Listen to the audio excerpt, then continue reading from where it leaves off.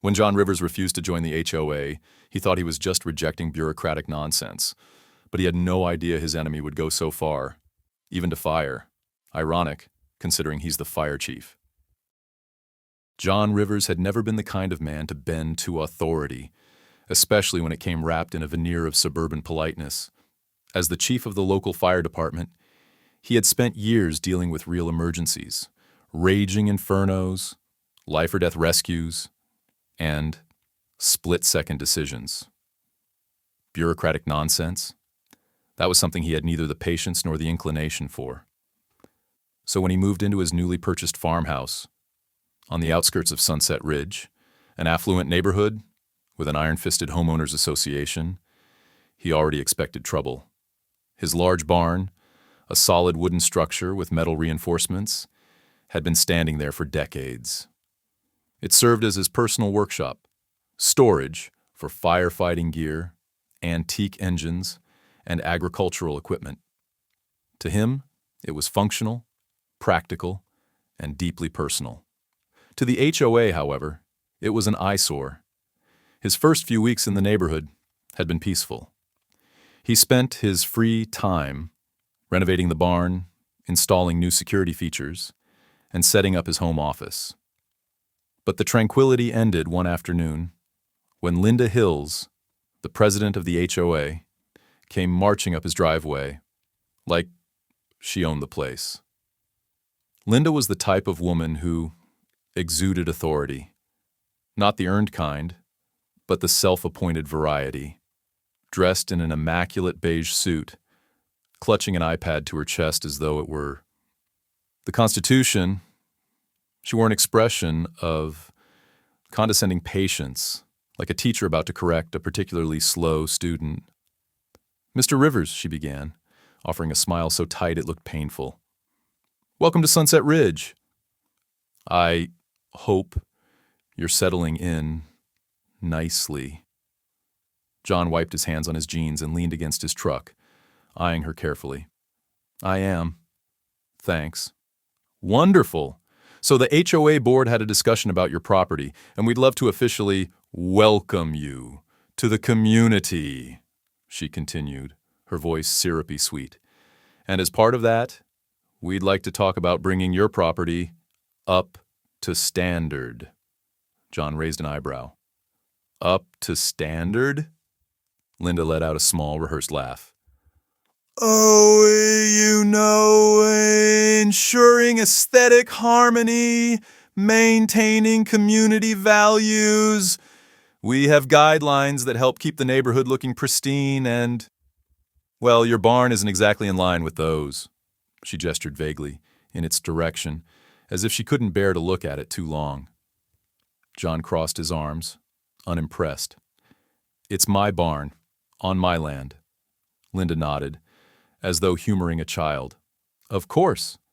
But we believe it would be in everyone's best interest if you considered removing it and replacing it with something more suitable." John chuckled. "Let me get this straight. You want me to tear down my barn, which is completely legal and has been here for longer than half the houses in this development, just because it doesn't match your aesthetic?" Linda's smile barely faltered. "It's about community standards, Mr. Rivers. You see, Sunset Ridge prides itself on maintaining a certain uniformity. It keeps property values high and ensures a pleasant environment for all residents. And as a member of this community," John held up a hand. "Hold on. I'm not a member of the HOA. My property isn't part of your jurisdiction." For the first time, Linda's polished exterior cracked. A flicker of irritation crossed her face, but she quickly masked it. "Well, technically no, but we strongly encourage all residents to join, and it would be, well, let's just say it would be easier for you if you did." John narrowed his eyes. "Easier how?" Linda's smile sharpened. "Oh, less paperwork, fewer headaches. A more cooperative relationship. You'd be part of something bigger, something that benefits everyone. John exhaled through his nose. Let me make this easy for you, Linda. I'm not joining the HOA, and I'm not tearing down my barn. Linda stared at him for a long moment, clearly unused to being told no. Then her lips curled into a smirk that didn't reach her eyes. That's disappointing, she said, her voice quieter, more measured.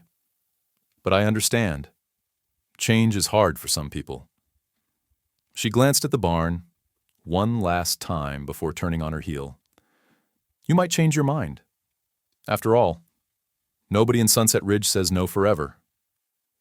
John watched her walk away, already knowing this was far from over.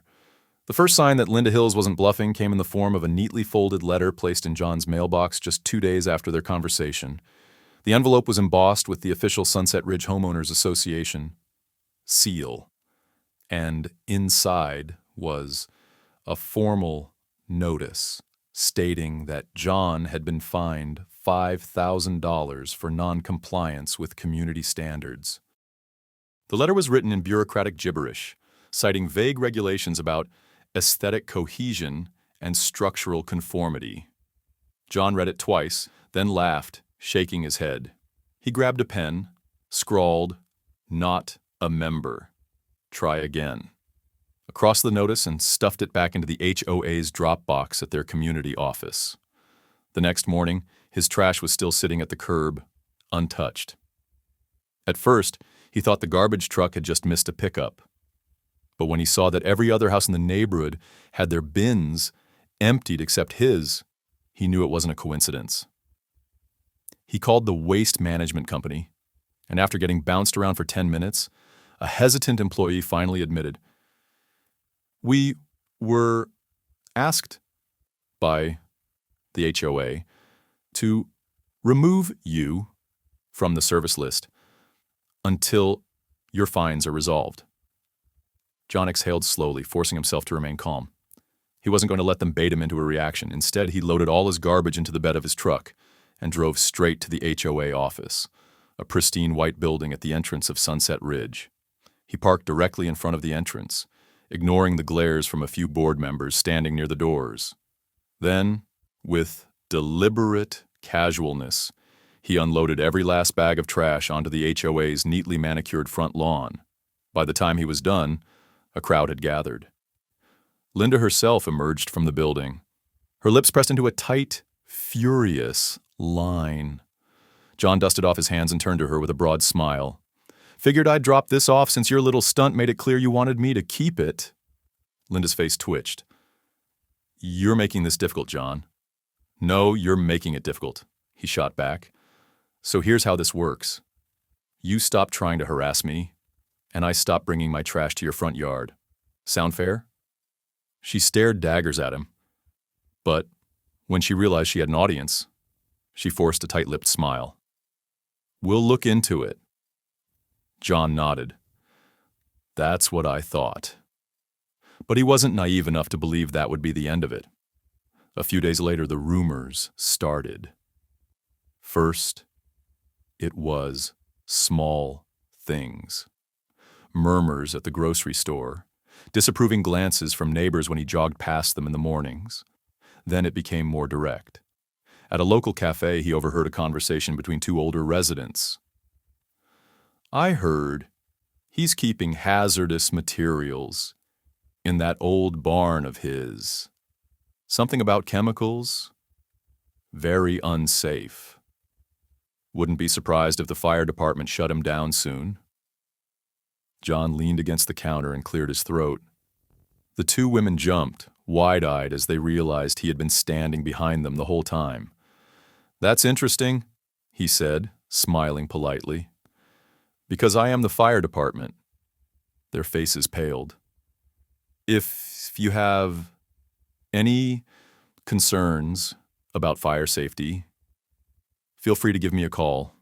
In fact, I'll even inspect my own barn for you, just to be thorough." The two women mumbled excuses and practically ran out of the cafe. But the rumors weren't the worst of it. One morning, John stepped outside to find his front lawn covered in chemical burns. The once green grass was now a patchy mess of yellow and brown, the soil clearly poisoned. John's jaw tightened. This wasn't just harassment anymore. This was an attack. He went straight to his security system, scrolling through footage from his cameras. It didn't take long before he spotted a figure sneaking onto his property late at night, carrying a spray canister. He zoomed in. It was Linda's husband. John sat back in his chair, a slow smile creeping across his face. They had just given him the evidence he needed. John didn't waste time. The moment he had video proof of Linda's husband poisoning his lawn, he downloaded the footage onto a flash drive and drove straight to the police station. When he walked in, the desk sergeant, an old friend from his years in service, raised an eyebrow. "Something tells me you're not here for a friendly chat," John smirked, placing the flash drive on the counter. "Nope. Got a case of premeditated property damage. Thought you might want to take a look." The officer plugged it in, and, as the footage played, his expression darkened. "That's Alan Hills," he muttered. "You sure you want to go forward with this? His wife has some pull in local politics." John leaned against the counter. "I don't give a damn who she's connected to. If someone poisoned your yard, wouldn't you press charges?" The officer let out a slow breath before nodding. "All right, let's get the paperwork started." Later that afternoon, a patrol car pulled up in front of Linda's house. Neighbors peeked out from behind curtains as two uniformed officers knocked on her door. It took only a few moments before Alan was being escorted to the car, handcuffed. Linda stormed outside, face flushed with rage, shouting, "This is harassment!" "My husband was just gardening." John, who had been casually watering his front yard, called over. "Didn't know Roundup was part of community beautification. Maybe I should report you to the HOA." She shot him a murderous glare as the patrol car drove off with Alan inside. The arrest only escalated things. The very next day, John received 6 separate complaints from city inspectors. Someone had reported him for violations ranging from zoning infractions to illegal hazardous storage. Inspectors showed up unannounced, clipboard in hand, demanding to check his barn. John, ever the professional, handed over proper permits, safety, certifications, and a full compliance report. When the inspectors found nothing, one of them, a grizzled old man with a thick mustache, muttered, "Someone really doesn't like you, huh?" John smirked. "You have no idea." That evening, as the sun set over the neighborhood, John sat on his porch, watching Linda pace angrily in her front yard, phone pressed to her ear. No doubt she was trying to pull strings to get her husband released. Early. She cast a furious glance toward John's house, and he raised his beer bottle in a mock toast. She spun on her heel and disappeared inside, but John could feel it in his gut. This wasn't over. If anything, Linda was just getting started. But what she didn't know was that so was he. It was around 2:30 a.m. when John's phone buzzed, waking him from a deep sleep.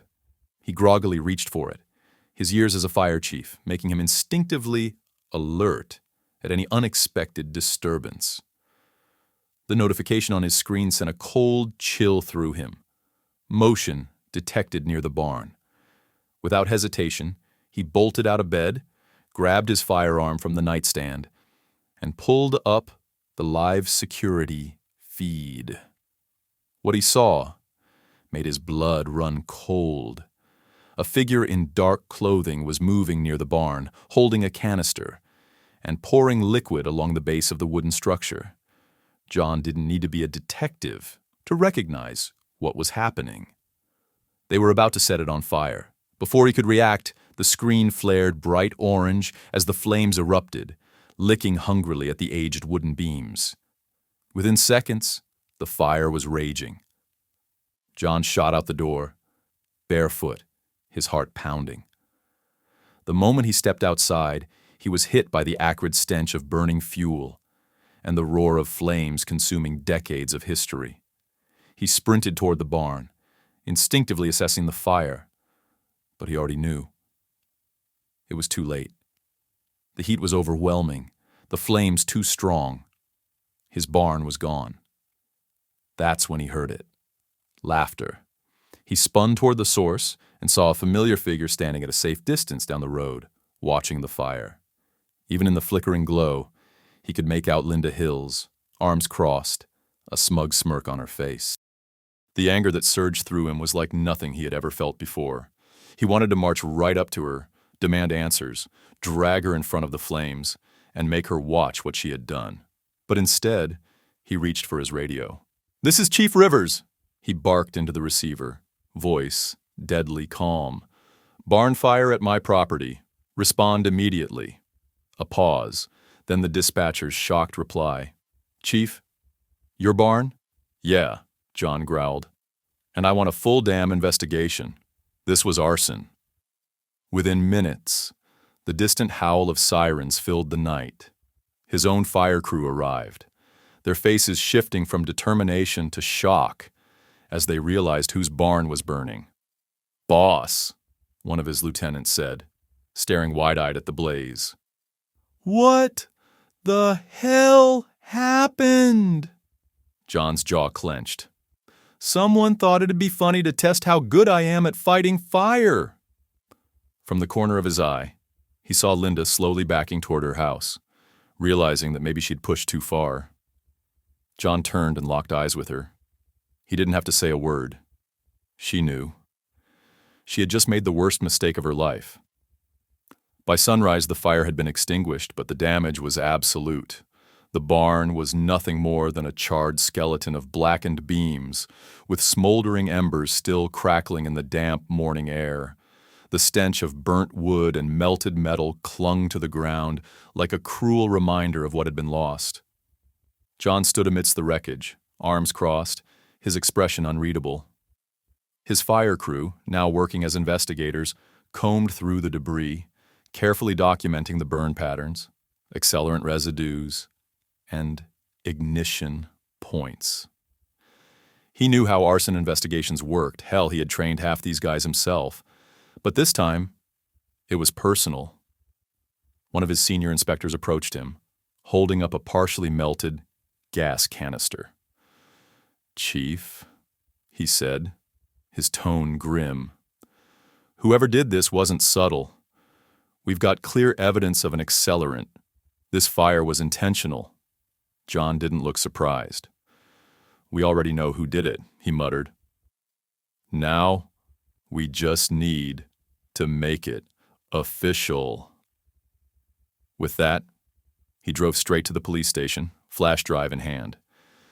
The security footage was damning.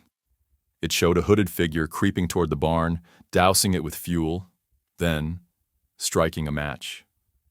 The face was partially obscured, but John recognized the build, the stance, the movements.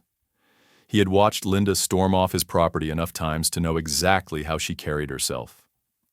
The police took his statement and dispatched officers to Linda's house with a search warrant. Hours later, they returned with even more evidence.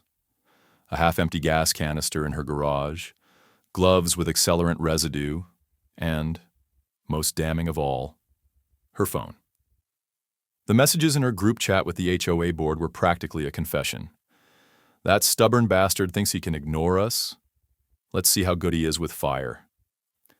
If he won't get rid of that damn barn, we'll do it for him." John read the texts and exhaled slowly, his anger now cold and controlled. Linda had made a critical mistake. She had underestimated who she was dealing with. An hour later, officers arrived at Linda's house. She answered the door, perfectly put together in her usual tailored outfit. But when she saw the badges, her smugness vanished. "Linda Hills," the lead officer said. "You're under arrest for arson, destruction of property, and insurance fraud." Her mouth opened, but no sound came out. The color drained from her face as they snapped the cuffs onto her wrists. Across the street, John leaned against his truck, arms folded, watching as she was led to the squad car. When she caught his eye, he gave her a slow, knowing nod. She had set the fire. Now she was about to burn for it. The courtroom was packed. News of the Sunset Ridge arson scandal had spread like wildfire. Ironically fitting, considering the circumstances. Journalists, local business owners, and even several HOA members had gathered to witness what was bound to be a spectacular downfall. John Rivers sat at the prosecution's table, calm, composed, and completely in control. Across from him, Linda Hills sat rigid in her chair, her once meticulous appearance faltering. There were dark circles under her eyes. Her hair wasn't as perfectly styled, and the usual smug superiority had been replaced by barely concealed panic. The trial had barely begun, yet the prosecution was already tearing her apart. The security footage of a hooded figure pouring accelerant had been enhanced, and while Linda's lawyer tried to argue that it wasn't conclusive, the moment the police presented her phone records, the courtroom shifted. "Your Honor," the lead prosecutor said, pulling up the text messages on a large screen. "We have direct evidence that the defendant not only planned this arson, but bragged about it before the crime was even committed." He highlighted one specific message. "That stubborn bastard thinks he can ignore us? Let's see how good he is with fire." Murmurs rippled through the room. Linda sank lower in her seat. Her lawyer stood up flustered. "Your Honor, these messages could be taken out of context. This is all circumstantial at best." The prosecutor didn't even blink. "Then let's talk about what we found in her garage." He gestured to the forensic expert who held up a sealed evidence bag containing a half-used gas canister, gloves with fuel residue, and a lighter that matched the burn pattern found at the scene. The jury members exchanged glances, the weight of the evidence sinking in. Linda's lawyer opened his mouth, but had nothing to say. John watched as panic flickered in Linda's eyes. She leaned over to whisper frantically to her attorney, but there was no way out now. This wasn't an HOA dispute or a petty fine. This was felony arson, property destruction, and insurance fraud. Then came the final blow. The prosecutor called John to the stand. As the fire chief, John had investigated dozens of arson cases. He explained how the fire had been set, how it had burned unnaturally fast, and how the burn pattern matched an accelerant-fueled ignition. "And tell me, Chief Rivers," the prosecutor asked, "what would have happened if this fire had spread to nearby properties?" John met Linda's desperate, wide-eyed stare. "Best case, more property damage? Worst case?" He paused for effect, letting the silence hang heavy in the air. "People could have died." That was it. The final nail in the coffin. Linda let out a choked noise, shaking her head in disbelief. No, I wasn't." The judge's gavel struck the desk. "Linda Hills, this court finds you guilty on all charges of arson, destruction of property, and insurance fraud." The room erupted in hushed gasps. Linda gripped the edge of the table, her face twisted in horror. No, this is a mistake. It was just supposed to scare him." The judge barely acknowledged her outburst. "Due to the severity of your crimes and the danger you pose to the community, you are hereby sentenced to 15 years in prison." Linda collapsed in her seat, her breath coming in short gasps, eyes darting wildly as if looking for an escape that didn't exist. John leaned back in his chair, watching the full weight of her actions settle in. For once, she had nothing to say.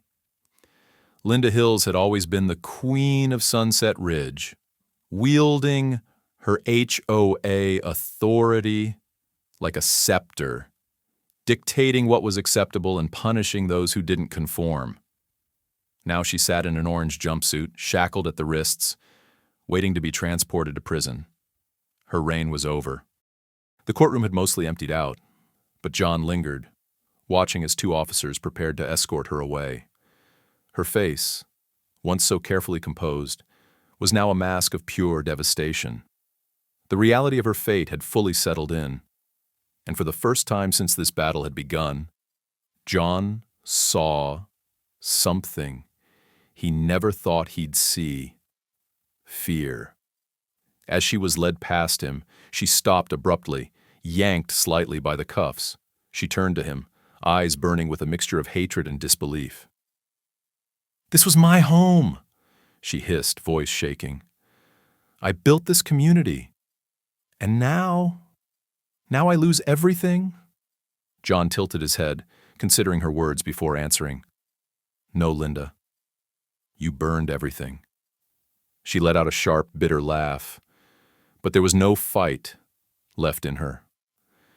The officers tugged her forward, and as she was led through the doors, her final exit from Sunset Ridge, John let out a slow breath. It was over. With Linda gone, the HOA crumbled. Without her intimidation tactics, homeowners began questioning why they were even paying hundreds of dollars in fees to an organization that had spent years bullying them. Within months, a majority vote dissolved the HOA entirely. Then came the best part.